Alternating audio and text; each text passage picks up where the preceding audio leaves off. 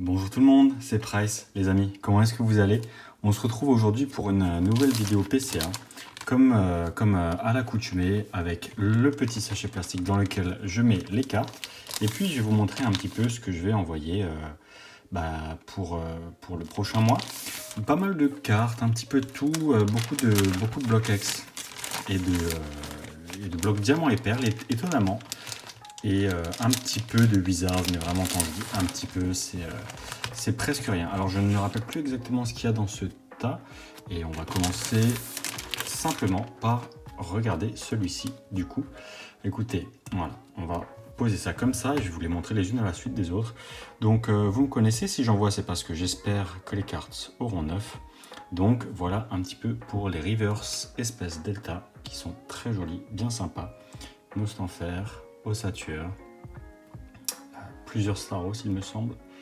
Voilà, donc très jolie carte vraiment. Ah, maintenant on passe tout de suite à du Phantomolon. Alors c'est vraiment, comme je vous dis, il y a vraiment de tout. Donc voilà, Phantomolon, la secrète, Mew qui est la 111 sur 110. Une Mew, 2 Mew et 3 Mew. Normalement ça devrait y avoir 9. Elles ont un défaut d'impression qui est récurrent sur la série Phantomolon. Je vais vous le montrer, vous allez voir, c'est assez fort quand même. C'est un gros défaut, vous voyez ici, tout ça, c'est crimped. Donc c'est quand même un défaut qui, je pense, peut porter préjudice. On verra à quel point PCA y accorde de l'importance ou pas. Allez, on continue toujours dans Phantomolon, avec Deoxys Forme Défense. Très joli.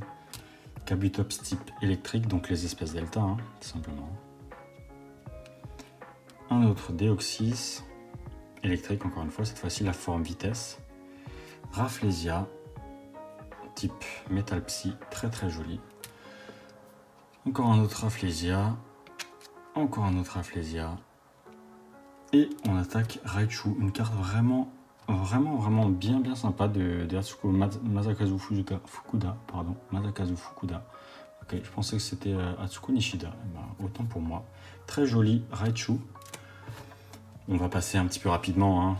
La vidéo, elle n'a pas pour but vraiment de durer des milles et des ans. Il n'y a pas grand chose à dire. Ce sont des cartes que j'ai accumulées au fil du temps. Et donc voilà, il est temps de les envoyer. Toutes ces cartes-ci, normalement, devraient avoir 9. Donc on verra ça.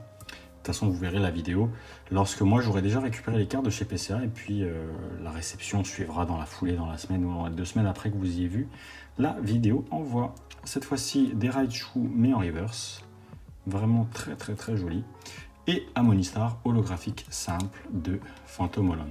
Et ben écoutez, ça clôture le premier tas qui était finalement que du bloc X, que des holos du bloc X, des reverse, holo reverse, d'espèce delta, Phantomolon. Et puis grosso modo, c'était tout. Allez, on attaque tout de suite avec le deuxième tas. En tout 42 cartes, très exactement. Donc un envoi voilà, classique, on va dire, entre guillemets. C'est ce que j'envoie toujours, hein, entre 30 et 40 cartes. Et puis, pareil, encore une fois, cette fois-ci, on espère toujours des 9 avec une petite ex-Mélodelphe de Rubis et Saphir, qui est pas très apprécié, mais ça reste une belle carte, c'est une ex. Voilà. Et on recommence avec de l'espace delta, mais entre temps, je vais aussi vous montrer ce Rayquaza Île des Dragons que j'envoie également en ex. Donc je vais le rajouter tout de suite dans le tas, très sympa, de Île des Dragons. Et puis là, on devrait attaquer encore des reverse d'espèce delta. Dardarnian, c'est vraiment une des cartes, c'est une des plus belles illustrations de Dardarnian, je trouve. Elle est vraiment trop belle. De nouveau, un Nostanfer. Et cette fois-ci, on attaque les secrètes de Diamant et Perle avec Reptincelle de Tempête, un autre Reptincelle et Salamèche de Tempête aussi également. Un Salamèche. Et maintenant, c'est au tour des niveaux X. Alors, il y a 3 niveaux X de Tempête à chaque fois. Donc, Noctu Noir en 3 fois. Bon, c'est des cartes qui auront 9, hein, 8, 9, voilà. C'est toujours compliqué à estimer dans le sens où Tempête a beaucoup de points blancs d'origine, donc ça peut fausser l'estimation des gradeurs, c'est-à-dire qu'encore une fois, comme vous pouvez le savoir, moi je milite pour une gradation statistique, c'est-à-dire que Ça ne suffit pas de suivre une feuille précise, hein. La précision reste subjective lorsqu'elle est appliquée à des individus différents en fonction de leur humeur, en fonction de plein de choses. Non, faut arrêter avec cette subjectivité, même si je sais que certains d'entre vous qui me l'ont fait savoir par commentaire, je ne les nommerai pas, ne sont pas contents avec mes analyses parce que je me plains souvent. Mais écoutez, moi je dis les choses quand elles vont bien et quand elles vont mal. Et donc encore une fois, PCA, je pense qu'il faut vraiment compter, en fait, tout simplement. Il n'y a pas de barème précis, pas précis, il faut compter les défauts, voilà, tout simplement. Les compter, en faire la moyenne, que ce soit au niveau de la surface, des coins, des angles et également du centrage, en faire la moyenne. Et comme vous pouvez le voir à chaque fois, voilà, tempête, c'est ça qui est récurrent, en fait. Vous voyez, donc ça, c'est complètement d'origine, en fait, là, là-haut, là. C'est tout à fait d'origine. Ici également, elles ont toutes ça en fait. Donc voilà, je ne sais pas à quel point ça va compter dans la notation, mais c'est sûr que c'est toujours embêtant et c'est pour ça que je milite vraiment auprès de PCA pour une notation statistique.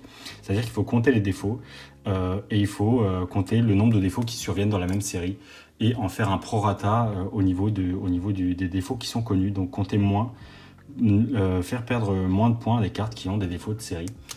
Et donc, voilà, par exemple, du set de base, vous savez tous que le set de base a énormément de rayures d'impression. Donc, une carte qui n'a presque pas de rayures d'impression, on les compte. En moyenne, on sait combien une carte du set de base a de rayures en moyenne. Si elle a moins que la moyenne, eh ben, écoutez, c'est un 9,5. Si on a presque pas, c'est un 10, etc., etc. Si on a vraiment beaucoup plus que d'habitude, eh ben, c'est un 8. Tout simplement, la même chose pour les tempêtes. On compte, tout simplement, le nombre de défauts. On les note, on fait la moyenne. Ce Raichu là, en l'occurrence, il a 4 points blancs aux 4 angles. Dans Tempête, en général, c'est 2 points blancs par angle. Et bien, ce Raichu, c'est du 8-9. Tout simplement. C'est une histoire de statistiques, c'est une histoire de comptage, de faire une moyenne, de pas rester sur la subjectivité uniquement d'un barème, bon, point blanc, rayure, machin, truc et tout. Non, il faut vraiment... alors, ça pose un gros problème hein, au niveau du temps, déjà, au niveau de la main-d'œuvre, au niveau des noteurs qui sont épuisables comme tout le monde, nerveusement. Nerveusement, ça doit vraiment être très fatigant. Vous voyez, là, ils ont vraiment tout ça.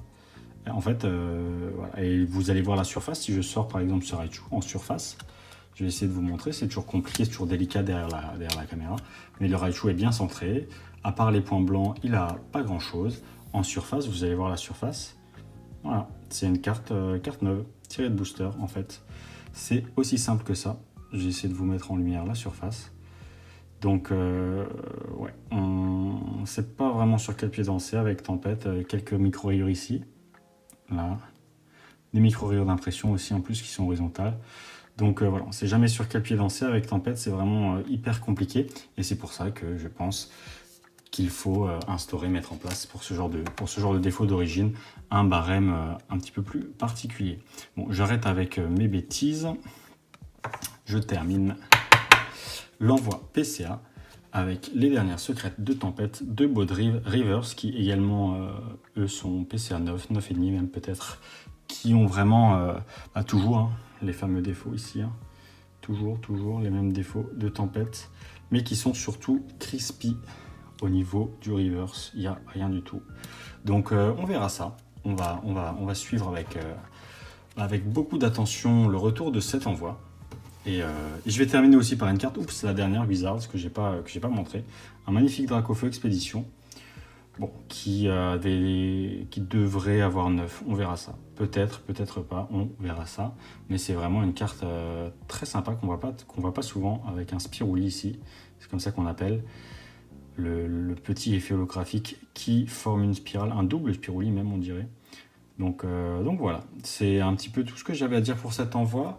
Aujourd'hui, voilà, on va pas trop s'attarder. Je voulais que ça soit une vidéo qui dure moins de 10 minutes parce que je me suis rendu compte aussi que vous aimiez bien les vidéos qui durent petite dizaine de minutes.